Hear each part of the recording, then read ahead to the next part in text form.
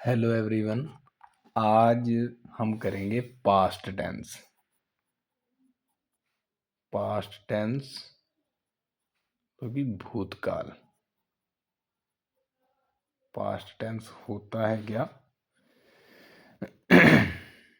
यहाँ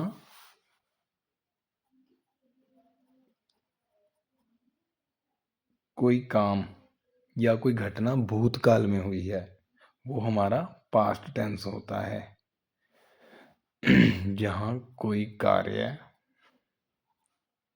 या घटना भूतकाल में हुई है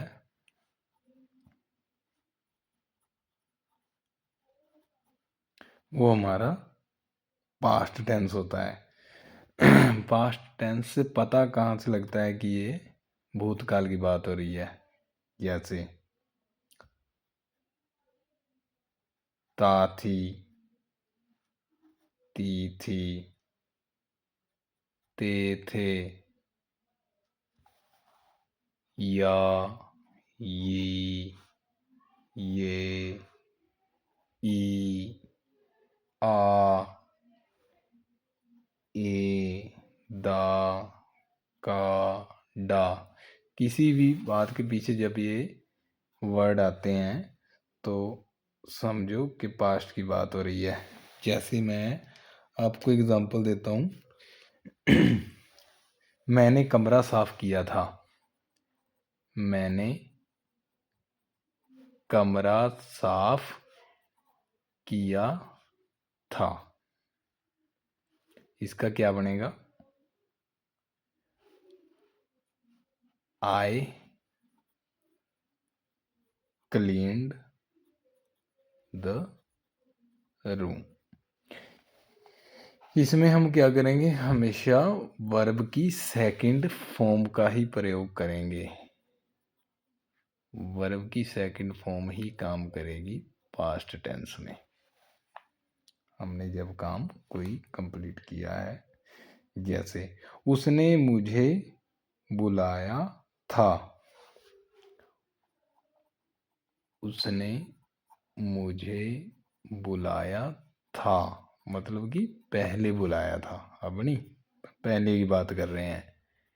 ही कॉल्ड मी। कॉल की सेकंड फॉर्म क्या है? Call, called, called. तो सेकंड फॉर्म आएगी कॉल्ड। He called me. ऐसे ही मैं आपको बताऊंगा नेगेटिव सेंटेंस के बारे में।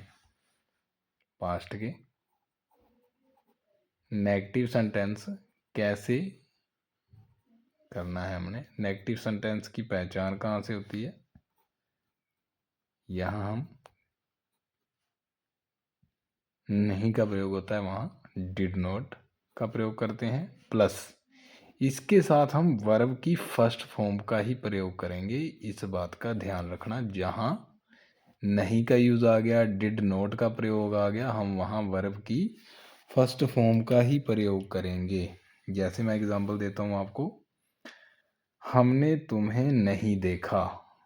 हमने तुम्हें नहीं देखा। आ गया नहीं, नेगेटिव आ गया। इसका क्या बनेगा? We did not. वर्ब की फॉर्म आ गई see you. See first form है तो फर्स्ट फॉर्म ही रहेगी। हमने वर्ब की फर्स्ट फॉर्म का प्रयोग करना है इसमें। सेकंड एग्जांपल आपको देता हूं। उसने कुछ नहीं कहा। उसने कुछ नहीं कहा। इसको हम कैसे बनाएंगे? He did not say anything. He did not say anything. से फर्स्ट फॉर्म है इसलिए फर्स्ट फॉर्म ही रहेगी।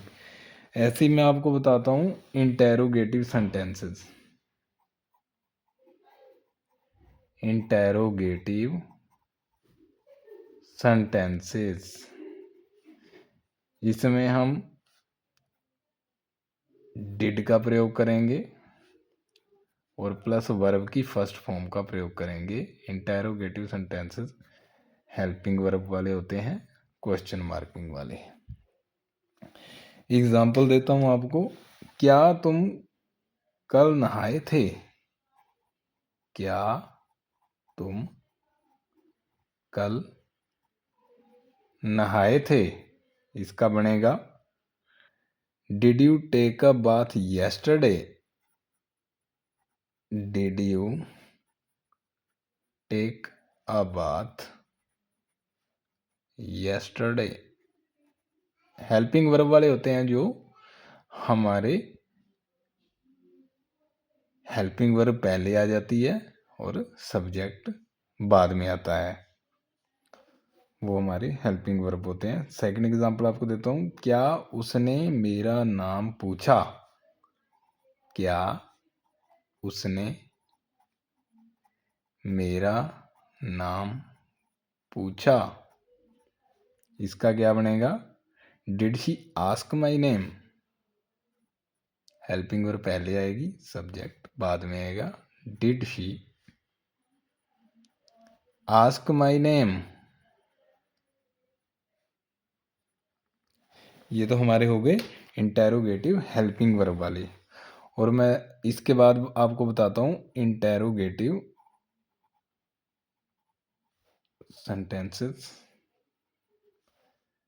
सेकंड टाइप वाले, जो हमारी WH फैमिली वाले होते हैं, ठीक है, क्वेश्चन मार्क वाले।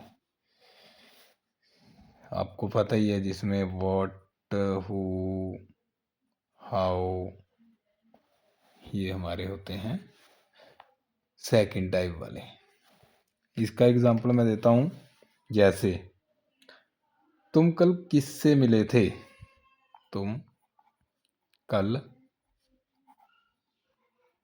किससे मिले थे? इसका क्या बनेगा? किससे का होता है home. Did you meet yesterday? Did you meet yesterday? इसमें हम WH के बाद हेल्पिंग वर्ब का यूज करेंगे, उसके बाद कर्ता का प्रयोग करेंगे।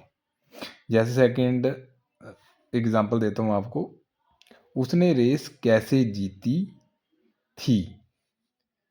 उसने रेस कैसे जीती थी?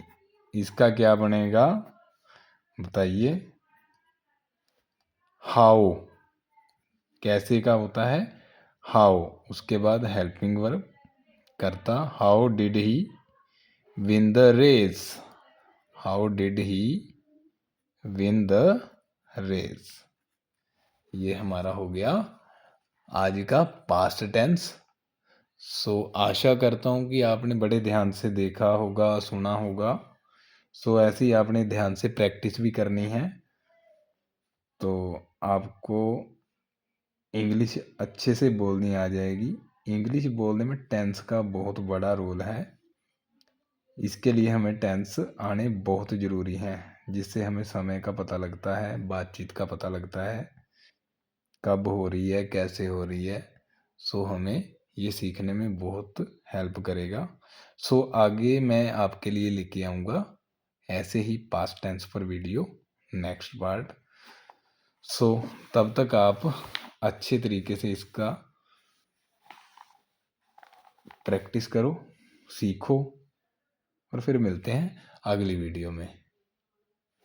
Thank you so much.